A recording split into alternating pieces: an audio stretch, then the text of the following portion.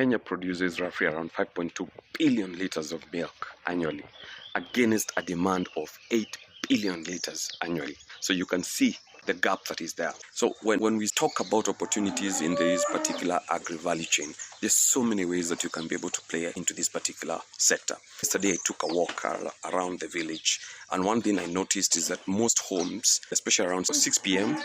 In the evening and 6 a.m. in the morning, they have these small jerry cans, 10 liters, 15 liters, 20 liters, even 50 liters jerry can outside their gates.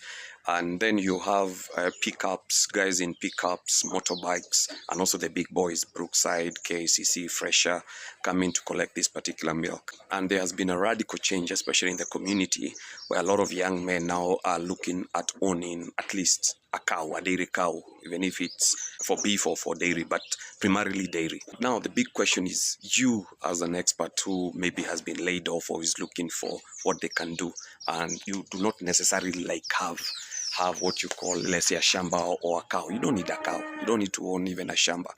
The value chain is very big, especially in terms of access to capital, access to guaranteed markets, access to more modern ways of being able to increase productivity. Because the other big challenge we're having as a country, and especially for the farmers, is we are doing less than 20% of the potential of what these cows can give us. We need people who have gone to school, who have worked for the research companies, to come down, create a consultancy around that in terms of where do you play within this particular ecosystem. If, let's say, you're a finance guy, figure out how do you bring together farmers, or how do you organize these particular farmers to be able to get credit, to be able to increase their stock and then get a commission out of it.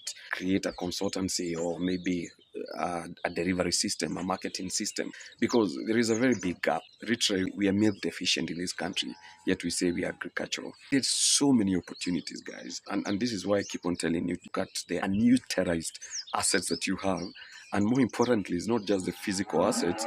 Think about the IP in your head.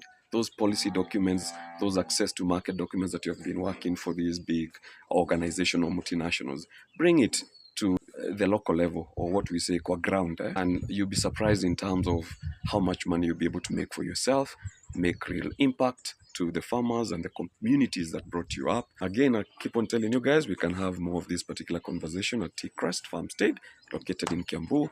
Come, let's have coffee, tea, whatever you want, a glass of milk, and we have a conversation based out of your experience, what you have, and how you can be able now to play into this particular agri sector. Because I can tell you, if there is one advantage we have as Kenya or as Africa, is agriculture. In any other field, we'll be playing